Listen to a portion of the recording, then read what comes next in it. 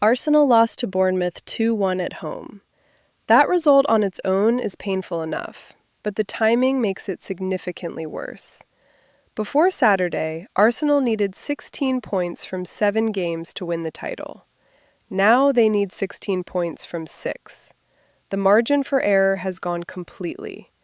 Every game from here is effectively a must-not-lose situation, and the schedule coming up is about as difficult as it gets. Sporting CP on Wednesday in the Champions League quarter-final second leg.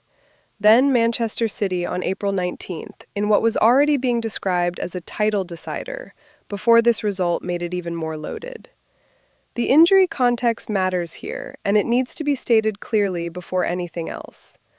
Arsenal played this game without Bukayo Saka, without Ricardo Calafiori, without Jurrien Timber, and without a fully fit Martin Odegaard.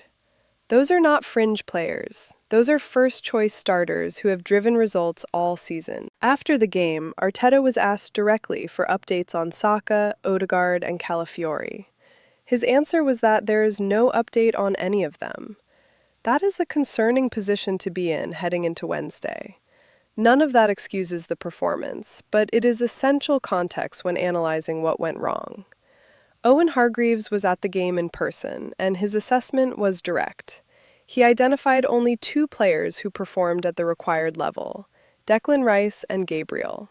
He said the rest were thoroughly outplayed. His broader point was that Arsenal have now been outplayed in 3 of their last 4 games: the Carabao Cup final against Manchester City, the FA Cup against Southampton, and now this against Bournemouth.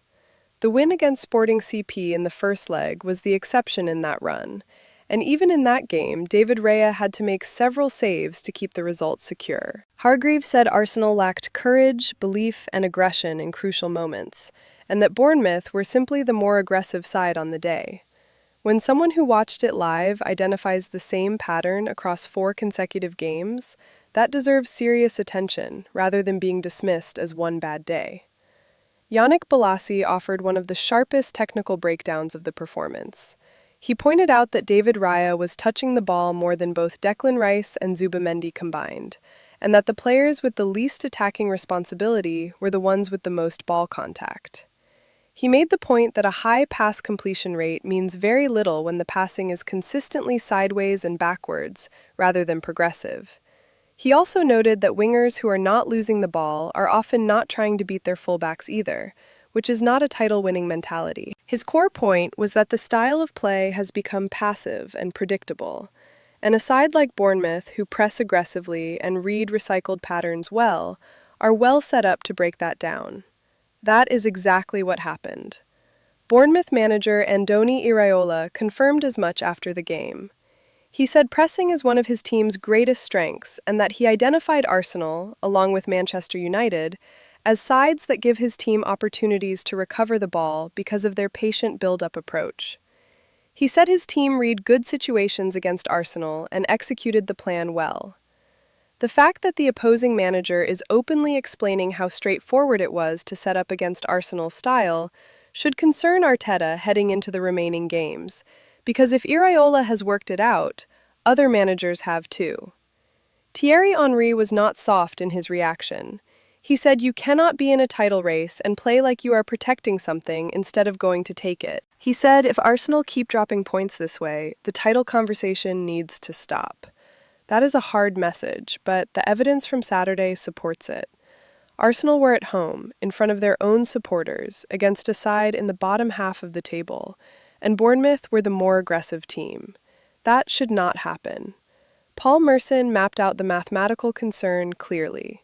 If Manchester City win their next 3 games, they draw level on points with Arsenal.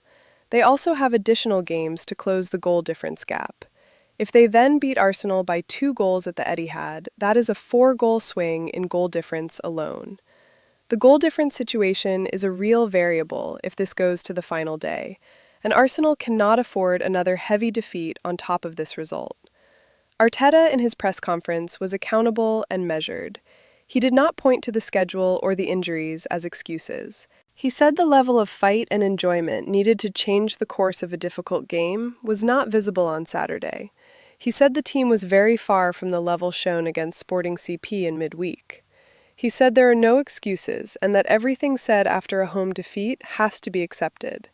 He then pointed directly to Wednesday as the starting point for the response. That is the right framing, and it is consistent with how he has managed throughout the season, but the players now need to deliver on it. Trossard spoke after the game and said the squad are disappointed, that they were not at their level, and that they cannot change the result and can only look forward. Gyökeres acknowledged the team needs to do better and take their chances. Neither player manufactured excuses, and that matters, but words need to be backed up by what happens at the Emirates on Wednesday. Troy Deeney pushed back on the calls for Arteta to be sacked, and the reasoning is straightforward. You cannot remove a manager because of 3 poor domestic results when he has the club top of the Premier League and in a Champions League quarter-final. That would be an irrational decision, and Deeney is right on that point. However, that does not close off the tactical questions that need answering. The passive style, the backwards passing, the lack of aggression in big moments, those are legitimate concerns that exist separately from the managerial sacking debate. On individual performances from Saturday, Ben White was dribbled past more times than in any other game this season. One of those directly contributed to Bournemouth's winning goal. His SofaScore rating was 6.4. Zubimendi struggled to influence the game in midfield. Havertz offered little going forward. The attacking unit collectively did not produce what this squad is capable of.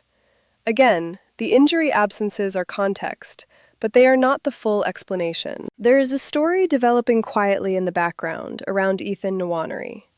Fabrizio Romano confirmed that Borussia Dortmund wanted him on a permanent basis a year ago, when Arsenal were negotiating a new contract with the player. Arsenal secured that contract, but Dortmund's interest remains strong, and they are not alone. Chelsea were also seriously interested at that point, and multiple clubs across Europe continue to monitor the situation. The key detail is that Arsenal have not communicated anything to Nwaneri or his camp about his future. No decision has been made, and the situation will be assessed at the end of the season. Nothing is confirmed on any transfer, but the level of interest from Dortmund and Chelsea tells you everything about how highly the player is regarded externally.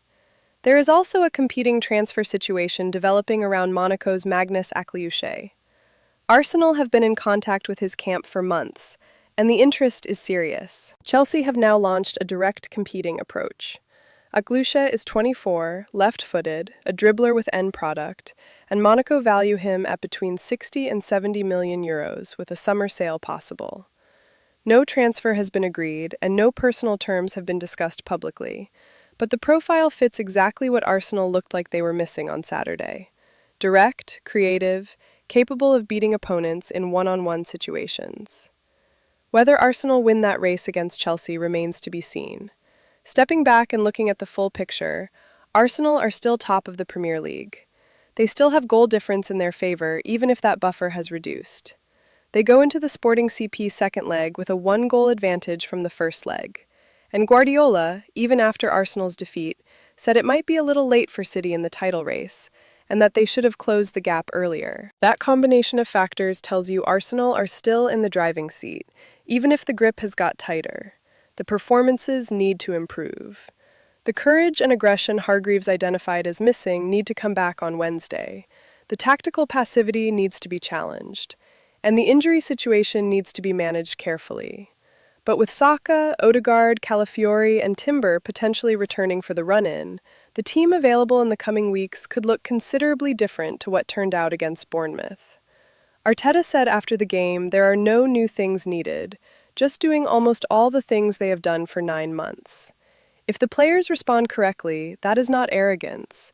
It is clarity about what this squad is capable of when everyone is available and performing.